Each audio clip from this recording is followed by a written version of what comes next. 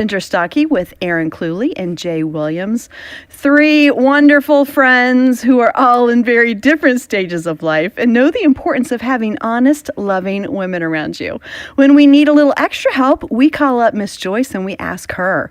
Because sometimes you just need to talk about life with your girlfriend. So consider yourself one of us now and let's talk it out. Talk it out. Talk it out. Oh, there's that theme song. It's back. It's back. Coming back. Can you make it go away? I don't know. Talk it out. Well, we have been talking about relationships, so we're going to continue that discussion today. And there's so much to talk about in relationships. We started last week talking about girlfriends, basically, how we all need them, how we all want them, and yet sometimes it's not that easy. You don't have people around you, or it's not going as well as you would like it to. So last week we talked about that phrase that we throw around here about more Jesus, less drama, right? And this week, we're asking the question, are you the one causing the drama? So we're going to look at ourselves and see what kind of friends we are this week. We have been looking at the resource, which is absolutely free. So if you want to get this, it's really helpful, called Enjoying Successful Relationships from Joyce. You can get it as a little booklet or digital.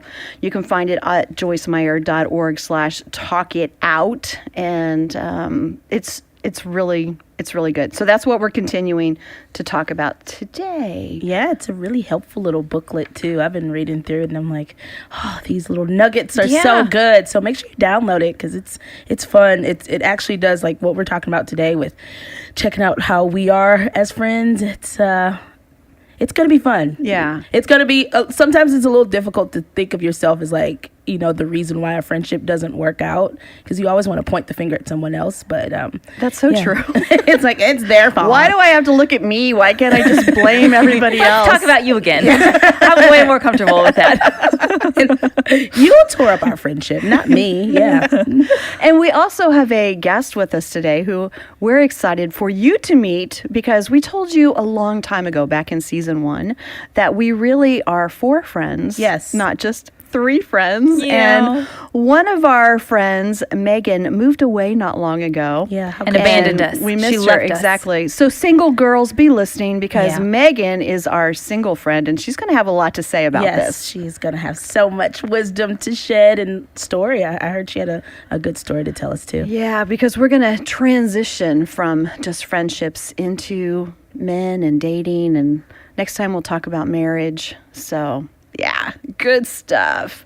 So do any of you have any examples of friendships that have been trying for you? Or you want me to go first? You're both looking at me like... Because I don't want to be the first to say this group. No, I'm just joking. I know. How do I say it? How do Their names rhyme with Ginger and Pay. You're not very good at rhyming. That was not my strength in school.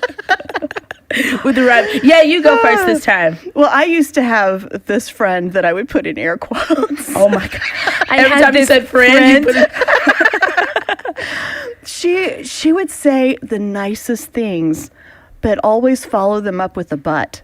So Oh, that's terrible. she would say things like, "Oh, that is the cutest outfit, but those shoes." Oh. Or really? You look really nice today, but let's do something with your hair. Yeah. And so She can't just give a That's compliment. awful. no, it just wasn't possible for her. And so for a long time, I'd laugh because it was kind of funny. And then after a while, you start to think, well, can't you just say something nice and stop? And then after a while, because this is the way I get, I'm like, bring it on. Say what you want. I can take it. And so that was one of those friendships that you don't want to call it a friendship and then sneer every time you're going to be with that person. Yeah. No. Wow. So not worth that your was a little time. bit of a tough one. Yeah, Yeah. for sure. Had to adjust. Aaron. I have one. Yeah. I'll probably cry. It's going to make our producer so happy. He likes it when we Mostly cry. because it's his fault. Oh. So I had this realization yesterday. He came by my office and just gave me some encouragement. And so I was processing this encouragement when I got home last night and was realizing that a lot of times I think in friendships, even with the two of you, just to be super honest, I am afraid to be too vulnerable with friends and often feel like I'm the weaker link, like the weakest link. And so I was... No way. Well, let me tell you more. I'm not stopping you. I'm not. I want you to say what you need Friend. to say. Stop What kind talking, of friend is friend. that? That is totally wrong what you're saying. I'm just making faces like, no way. And your eyes are getting real squinty at me. Yeah. I was realizing just last week I had this thought that like I am the weak friend of the three of us, and I don't even deserve to be sitting here with the two of them because they're brilliant and beautiful and funny, and what do I have to offer these friends? So I seen myself like that causes me to pull back and not want to be as honest or as I know I'm confident in myself. However, I can see that those things come up sometimes. So with friendships like the two of you, I'm not good enough to be your friend, so I'll just kind of pull back. Oh my goodness. Well, okay, first of all, thank you. Seriously, thank you for sharing that, because I think every one of us feels that way. Yeah. I think we can all look at each other and say, you guys are both amazing. Joyce is obviously incredible. How can I be even connected? Even all of our friends that are listening, everybody just has so much to offer. And when I compare myself to anyone, I can say that. Yeah. So. Yeah. You are the person that keeps this friendship even kind of, you're like the heartbeat to it. You keep the party going. You always making sure that we're all staying connected, because both Ginger and I do have a tendency to kind of just like, well, I haven't heard from them. It's all good. And we just keep going with life. But you always are like, so guys, when are we doing something? Where are you? You are our glue. And so I love you so much. And you have so much to offer. I think you're brilliant. I think you're a creative genius. Honestly, I think you're really, really bright. And you have such an amazing gift of encouraging. So when I'm around you, I always feel better. I literally can walk around you and you find something nice to say about everybody. That's genuinely who you are. And so I feel better because you're my friend. I need you in my life. And I think everyone listening can hear that. Yeah. The things that you've been able to share on the podcast have been so authentic and so real and from your heart. And I think that's not only impacting Jay and me, but all of the other friends who are out there listening with us right now. That's and really nice. One of the reasons I love you so much is just because there is so much good and talent and love in you. It just exudes. It just overflows everywhere. And so, anyway. That's nice. I think while I was thinking about this, because I'm probably not the only one who has experienced this. Our friends listening are probably get it. That it is hard to be vulnerable sometimes in your relationships because you compare. When you get close to someone, there's that comparison or trying to figure out like what your footing is and where you fit into a relationship. And the enemy doesn't want us to have close friends because when you in our relationships, for example, with each other, we encourage and strengthen each other because we're pushing each other towards Jesus and we're building each other up. Well, the devil's not going to like that. Right. So he's going to mess with us. Yeah, and definitely. So just to get in there. So I think it's important. And what you're doing here on the podcast, too. Yeah. Yeah. He is not going to like what you're sharing here because it's helping a lot of people. Yeah. And let's be real. We're not the easiest people sometimes. No. You and Ginger? You and Jay?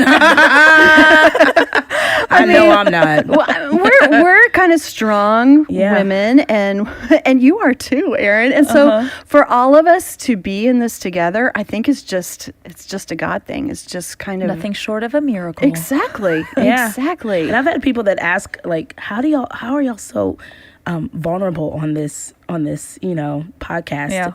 Like, I know you mentioned somebody asked, like, do you know that this goes on forever? Like, someone said, I can't believe the things you say. Do you realize that that'll be out there forever? It doesn't just disappear. No. Like, yeah, we realize it. That's kind of the point. If we're not going to be real, we're not going to do it. Yeah, and that's what makes this friendship so so strong, and that's why you all can join along with us, is because we are truly like it's kind of like walking on like shaky ground, but like thin ice. Like, okay, I'm gonna share it, here we go. Like even if you saw like our body and then language, you hear the crack, and the ice falls through. It's like, and we just go for it. But that's why it's good to have good people around, so that you can feel safe to say those things that even what you just shared, Aaron, and I'm sure we'll share more in this particular podcast, because friendships, and that's the one thing that I've had to work through. Friendships are not they're not easy. They're work. Yeah, right? Absolutely. You have to work at them, and you have to be okay having difficult conversations. You have to be loving through those conversations. You have to know when not to speak, you know? So, yeah, that's why this is healthy. Absolutely. Well, whether it's with friends or spouses or coworkers, family members, someone you're dating, whoever it is, we all have problems with people and our relationships from time to time. But how do you deal with those issues? So we're going to start now with what Joyce has to say about that. Most of our problems in life are with people. I mean, really, if you get right down to it, I mean, just think how much happier you would be if all the people would just do what you want them to do. And just behave the way you want them to behave. Now, we do have other kinds of problems, but there's just a lot of people problems. And so the first thing that I want to tell you is one of the ways that you can just save yourself a lot of misery, a lot of hardship, a lot of heartache, because I can tell you, you will have opportunity to be offended. There's no you might, you will. You will have people that will hurt your feelings.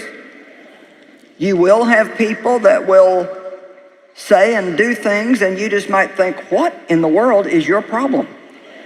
Now, believe it or not, and I actually believe what I'm getting ready to tell you, because I've had lots of experience with lots of people, I really don't believe that there's many people, and maybe there's nobody, who gets up in the morning and thinks, I just can't wait to see how many people I can make miserable today.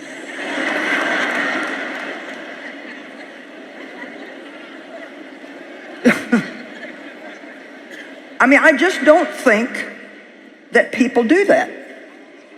And I think that most of the pain that we get from other people are a result of their own pain. You're not all ready to swallow that, huh?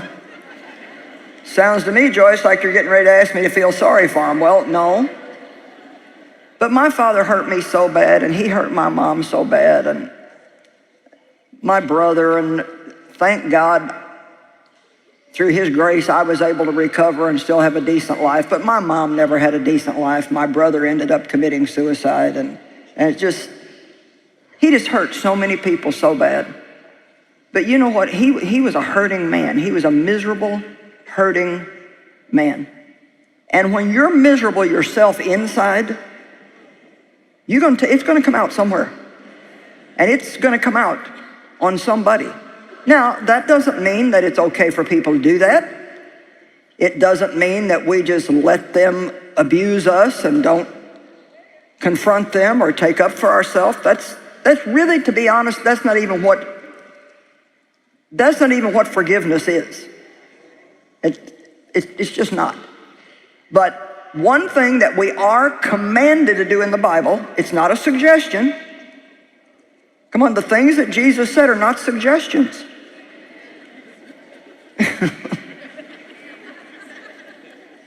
They're commandments.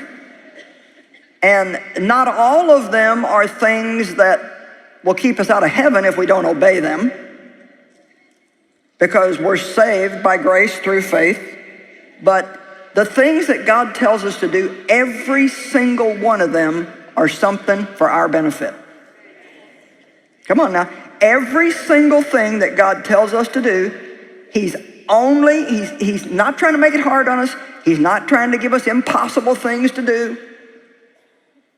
Which most people would tell you that one of the hardest things that they ever have to do is forgive somebody who really hurt them really bad.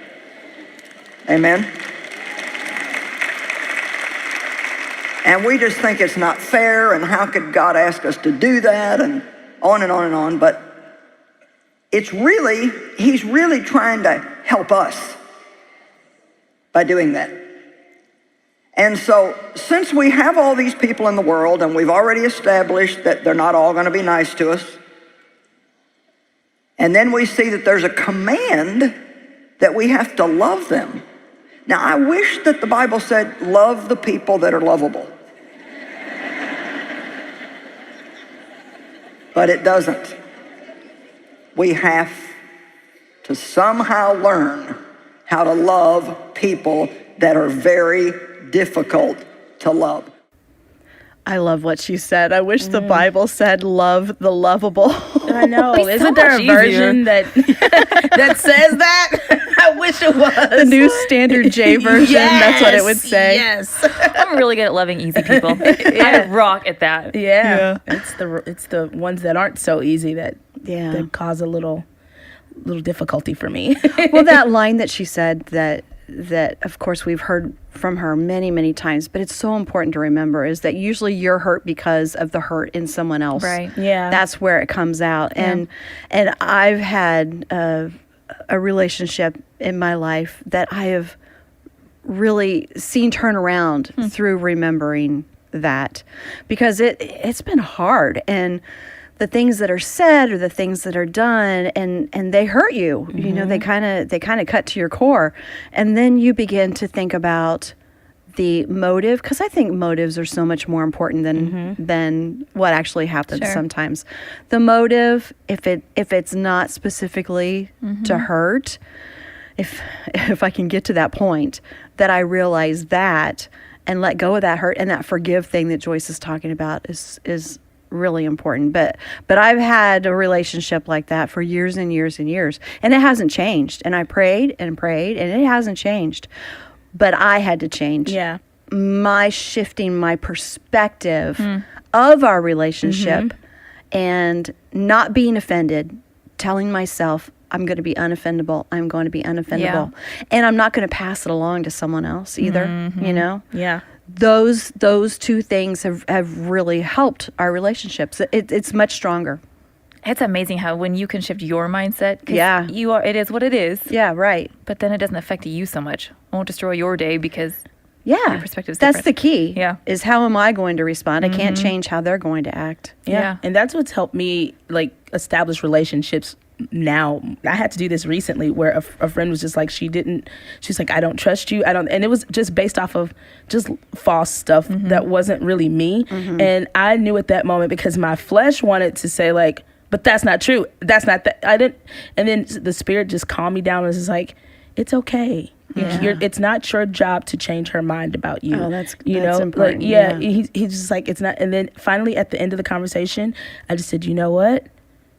I just don't believe we'll be friends. I love you, but I understand that everybody's not going to be my friend, and that's okay. Yeah. I still love you. We can still, see each other, be cordial when we see each other, but it's okay. Yeah. I still love you. And there are people who are listening, and I know I'm one of them, that have had some major betrayals of friends. Yeah. And it's so hard to get through. I mean, it hurts, and it's hard to understand why it happened. But to get to that point where you forgive is the really important thing, because if I hold on to it, I'm hurting myself. Yeah.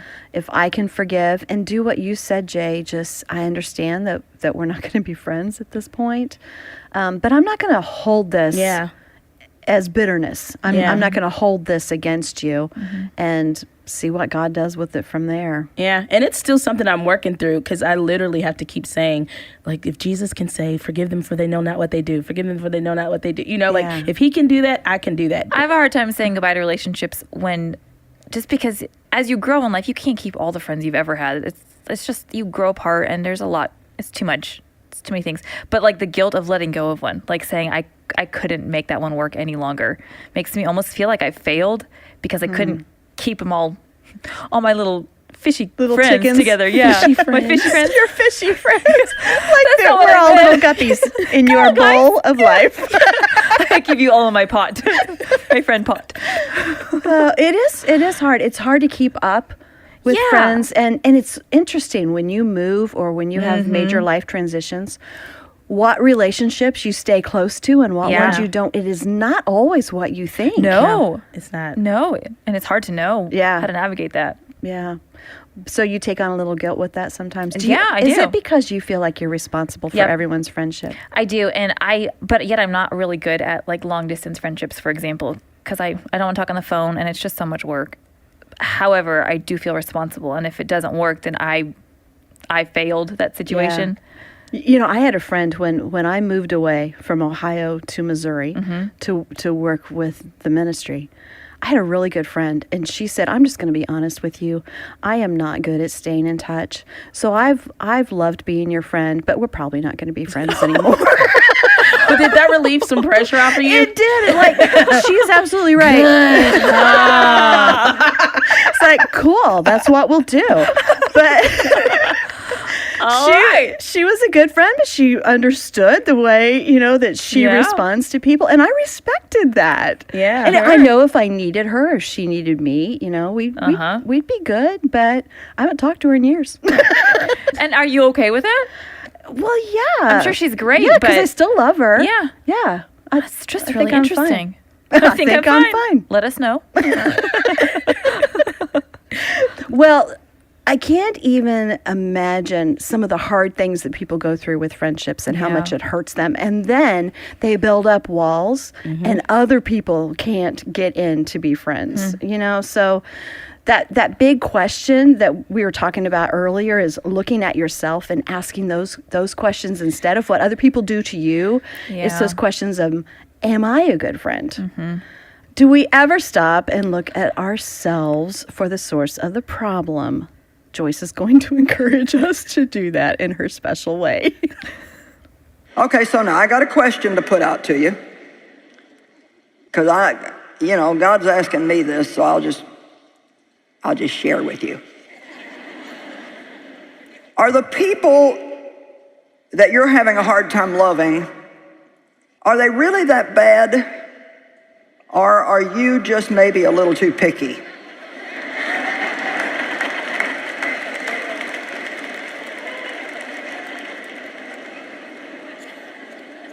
For example, I don't do slow very well. I'm like, I can do more things in 1 hour than most people could do in a week. And, I think fast, I make fast decisions, I move fast, so I just don't do slow people real well. So,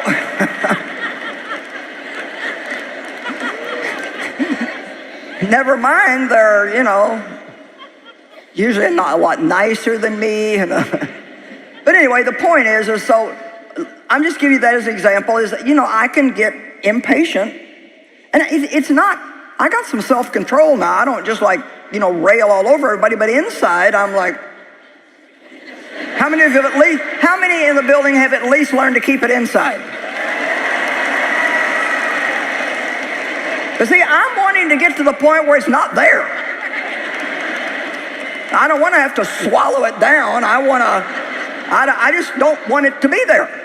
And yes, we're growing, we're changing, and we go from glory to glory, and thank God we're not what we used to be, and I'm happy for the growth, but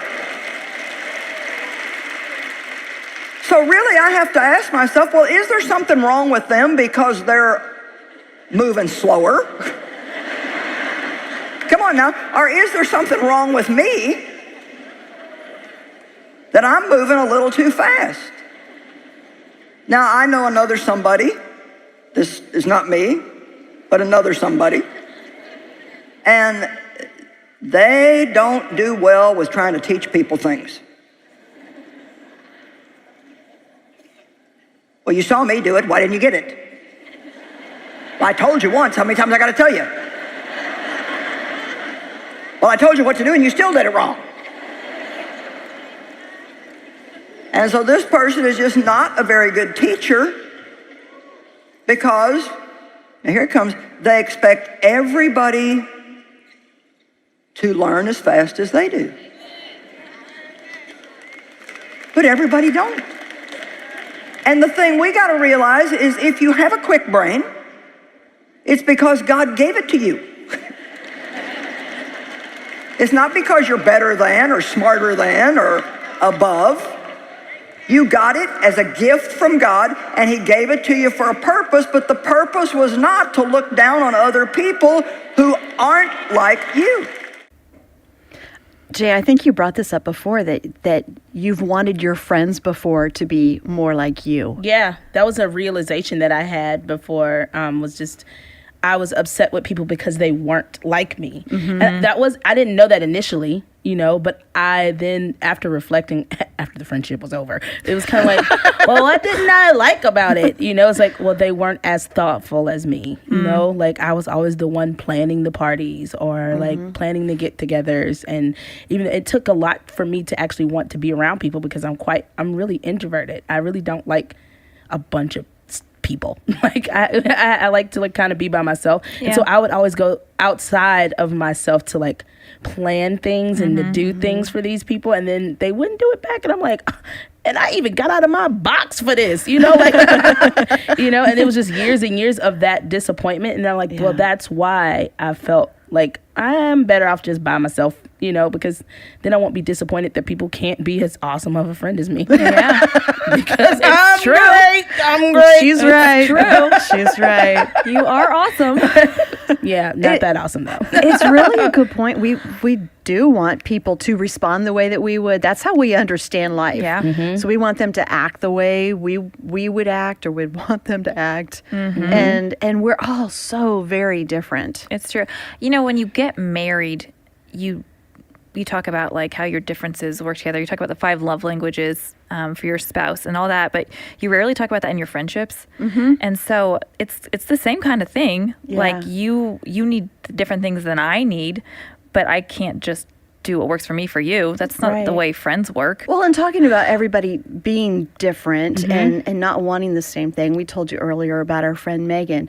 And Megan is the sweetest, just funny and soft-spoken, and her personality fits in, I think, so well with ours because she's very different. Yes. Don't you think so? Oh, she is. She's such a good balance. She is. For us. And we need that. We do. We definitely need Megan in our life. So we're going to call Megan, and like we told you, she is our single friend who always has great input on everything. And so we're going to call Megan and ask her about this relationship question.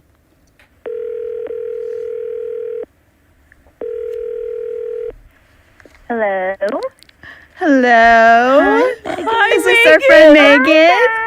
Hi. Erin was just saying. I'm glad to hear your voice. We're glad to hear yours. I just can't. Erin was just saying when she talks to Megan, her voice gets higher and higher because she's so excited. Hi, Megan. I love you. Well, mine doesn't. Hey, Megan.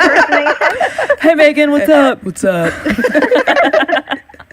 Well, Megan, we're talking about friendships, like and we were just talking about how much we need you in our lives, and you're just such a wonderful balance for all of us, and we love you, and we think you're wonderful. But, that aside. Let's talk about the real stuff. I want to know, from your perspective, when you look at relationships with girlfriends, as a single girl, how important is that as a single woman to have people around you that you can trust and depend on? Next to God, it's probably the most important thing. And I could go on and on about just the 3 of you, but he's blessed me with such great friendships that have been there for me through so much. I mean, I've moved across the country. I've changed jobs a couple times, been through hard family stuff. And without friendships, those people that, your family knows everything about you. They watched you grow up. They're with you through thick and thin. But friendships that you choose to have in your life and they choose you to have in their life, like, it just goes without saying how important that is, that you can lean on them and choose them day after day to be there for you. I love that. Me too. We haven't talked about that there's something really wonderful in being chosen by someone else. Yeah. It feels be a so friend. good. Yeah. Yeah. Thanks for choosing me, Megan. Yeah. Oh. Just need a group hug. Well, that's a great answer because, like you said, God is still the number one priority, and we've talked about that a little bit. You can't put friends before God, but we need people, and He knows we need people. So that makes a big difference. Well, and all in different ways too. Like, I love seeing how He just orchestrates friendships, and like, sometimes they're just seasonal. Sometimes you only have them for certain times. But like us, it's been a long distance thing now that we're all conquering, even though it stinks. But just, I love how He beautifully does that. Like, for different seasons and in different places. Like, He's just so great like that. He is. We also want to transition a little bit and start talking about men. We've talked a lot about our girlfriends and the importance of those relationships. But when you look at friendships with men and beyond that, dating relationships, and like we said, next time we're going to talk about marriage. So, Megan, as a single woman, what's the dating world like now? Tell us so we can live vicariously through you. I don't know if I want to. Yeah, it's probably not that. It's not always easy, is it? No. I would say it's really challenging. I mean, I only know it for what it is right now, but I think social media and movies and television, like, it can make it really hard to have, like, an authentic, like, relationship with a guy, and even sometimes just a friendship, because there's that stigma of, oh, if you're married or if you're friends with a married guy, there's obviously something going on there. Not necessarily. I mean, don't get me wrong, sometimes things happen, but, like, based on things that I've seen and social media and just different friendships and everything, like, it can be really hard, like, just to be friends with a guy, and even if they are single too, like, you guys have different expectations of the friendship that may not always be communicated, to where you can end up not being friends because maybe somebody had feelings for someone else and they went unspoken. And so it's definitely been a little challenging, but it's good. She's so optimistic. I wonder, Megan, do you feel like it's true that some of that is more difficult when it comes to Christian single men and single women? Like, there's some expectations put on you by, I say the church, quote unquote the church, but where it's just a little bit more challenging, whereas maybe that's not the case if you don't both know the Lord. Obviously, you should. It's not my point. Yeah. Like all Christians are moving toward marriage only? Yes. Yeah. Like, maybe Christians should only be looking to get married. You can't just be friends with the opposite sex. Yeah. Yeah. Yeah. I think so. Just because there is that, like, in the church, like, you know, when you're single and other people know, oh, there's another single guy in the church, it's like everybody tries to play matchmaker. And I know people's intentions are good.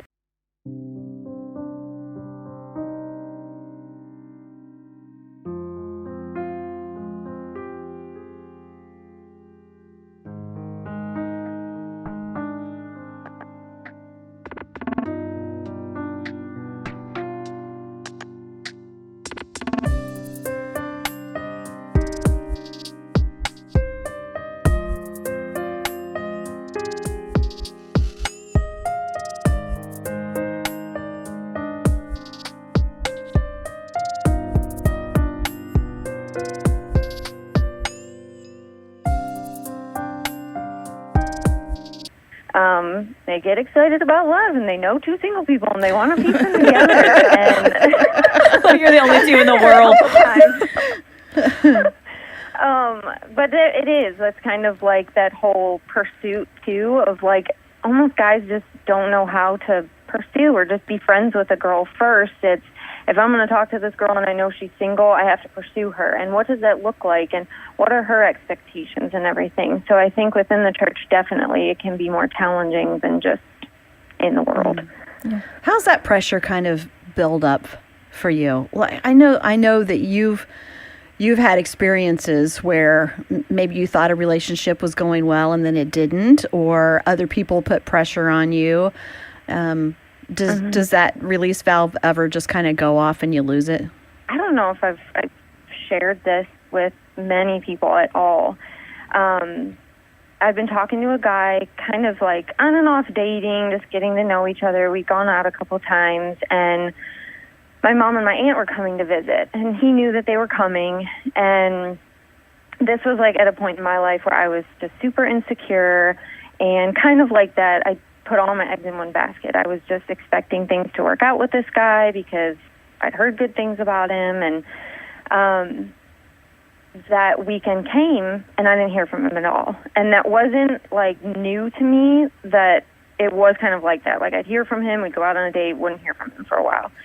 So the weekend came, he knew like my mom and my aunt were coming, and didn't hear from him at all. And we were shopping, we were in TJ Maxx, and my mom was like, I was really hoping to meet that guy. It sounds like you're starting to like him. And I just started bawling.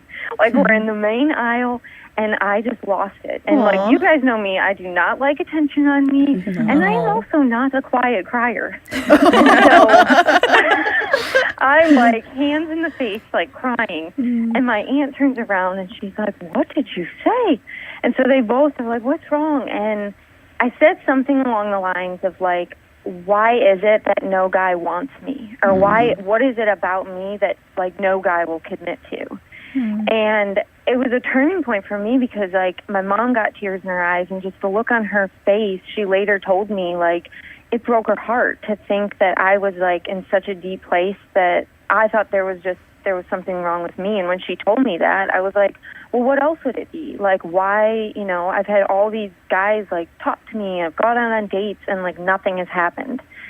And from there, it just became, like, this huge, like, deep walk with God in me finding who I am in Him, and not in having a boyfriend, a guy liking me, a guy meeting my mom and my aunt. Like, it just was a walk with Him. So the TJ Maxx meltdown led to good stuff. Yeah. It's not, It did. We all have our meltdowns somewhere. Often believe in me. public. Yeah. Is it okay if we just call you sometimes when we need little Megan input? Now and then on the podcast? Yes, of course. I would love that. Okay. We'll just call you off and on, and Erin's voice will get really high, and we'll all be really happy to hear from you. It's time to talk to Megan, because Erin talks like this. Thank you, Megan. We love you. Thank you guys. Love you guys. Love you. Oh, well, we have one more podcast on this topic, and we're going to switch and talk about marriage at that point. So our encouragement for you this week, when you're saying, okay, what do I do with all this? All that we've talked about, what we want you to do is to go out and really love people this week. Yeah. Work on relationships, no matter what relationship.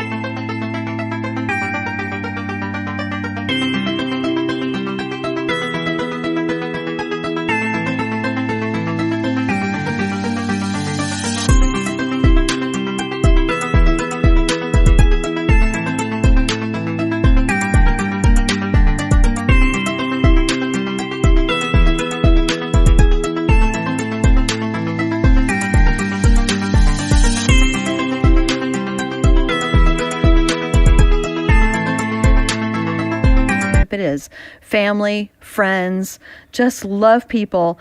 And even those really hard to love, those challenging people, choose to love and forgive anyway. And then use hashtag Talk It Out, girls, and let us know some of the experiences that you've had this week. I think it'll be good stuff. It will be. Well, don't forget, if you haven't heard all of the podcasts, if you want to catch up on some of the other things that we've done this season, you can do that. Go to joycemeyer.org/talkitout. And like I said, use that hashtag Talk It Out, girls. Check out our Instagram stories, all the fun stuff. And